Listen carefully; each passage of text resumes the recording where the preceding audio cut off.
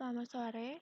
Pada kesempatan kali ini, saya ingin membahas tentang influencer diagram dan rich picture diagram dari pembuatan jurnal kami. Sebelumnya, perkenalkan nama saya Iftia Balkis dan rekan saya, Mimpi Aditya dan Helmi. Nah, sekarang judul dari jurnal kami yaitu implementasi lahan distribusi. Aktivitas distribusi memiliki peran yang sangat penting dalam sebuah industri untuk meningkatkan pelayanan operasional kepada konsumen, menekan biaya distribusi, dan mengurangi jumlah persediaan di gudang atau inventory. Strategi distribusi yang menghasilkan biaya lebih rendah dapat dilakukan pendekatan aktivitas distribusi yang dikombinasikan dengan prinsip-prinsip Lean.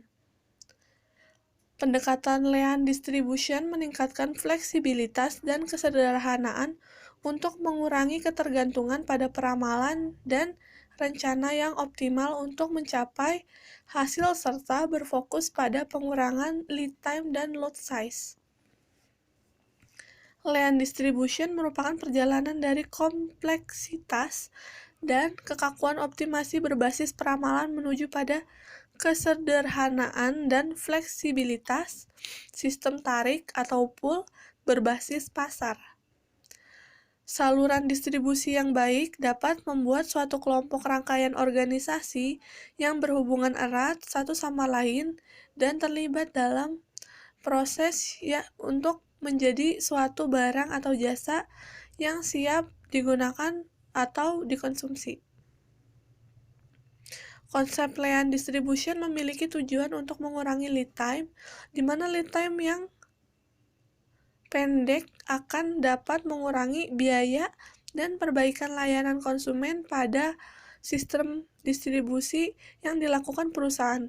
Salah satu permasalahan dihadapi perusahaan PT ABC dalam kegiatan distribusi adalah lead time, pengiriman barang yang panjang yang disebabkan pada beberapa aktivitas yang tidak memberikan nilai tambah atau waste. Beberapa aktivitas yang tidak memberikan nilai tambah adalah pemeriksaan ketersediaan barang sesuai dengan permintaan dan pengiriman yang membutuhkan waktu lama. Distribution adalah pengurangan lead time, di mana lead time yang waktunya pendek memungkinkan adanya pengurangan biaya dan perbaikan pelayanan konsumen. Dalam distribusi dan penelitian ini akan dilakukan evaluasi untuk mengetahui waste yang mempengaruhi panjang lead time pengiriman barang ke masing-masing tujuan ekspor dan merancang usulan perbaikan pada sistem untuk mengurangi lead time pengiriman pada sistem distribusi ekspor. Yang pertama ada influencer diagram. Influencer diagram atau diagram pengaruh ini adalah representasi grafis dan matematis yang ringkas dari suatu keputusan. Dalam influencer diagram ini, output atau tujuan yang akan dicapai adalah keuntungan atau profit. Nah, pertama-tama di sini ada pelanggan dan ada dua hal yang tidak bisa dikendalikan, yaitu pengiriman barang dan permintaan barang. Nah, dari pengiriman tersebut ditemukan masalah berupa lead time. Nah, lead time di sini dimaksud adalah waste aktivitas. Waste aktivitas adalah aktivitas yang tidak memiliki nilai tambah. Karena waste aktivitas di sini hal yang tidak bisa dikendalikan, maka dari itu kita akan mengidentifikasi aktivitas-aktivitas tersebut. Nah, setelah diidentifikasi, kita membahas masalah aktivitas. Setelah itu kita memperbaiki aktivitas untuk mengurangi waste tersebut. Lalu menentukan keputusan aktivitas-aktivitas manakah yang akan diambil dari proses distribusi.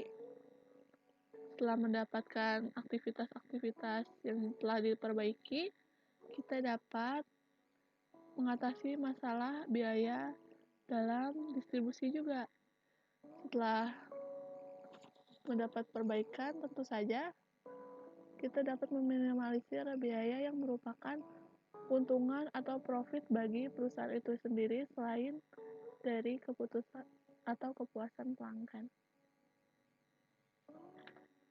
Selanjutnya ada alur distribusi ekspor yang akan berkaitan dengan risk factor diagram. Nah, alur distribusi ekspor ini memiliki masalah yaitu adanya lead time pada proses atau pada pengiriman barang yang panjang. Setelah adanya lead time ini, akhirnya kita menghitung waste melalui perhitungan pembobotan. Dan setelah itu memilih tools yang akan digunakan dalam proses selanjutnya dengan value stream mapping. Nah, akhirnya tools yang digunakan adalah proses activity mapping atau PAM.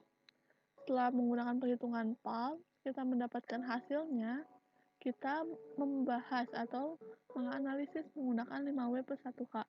Setelah itu, mendapatkan perbaikan aktivitas untuk mengurangi waste aktivitas atau waste time. Nah, sekian dari video kami. Terima kasih telah meluangkan waktu untuk menonton video kami. Wassalamualaikum warahmatullahi wabarakatuh.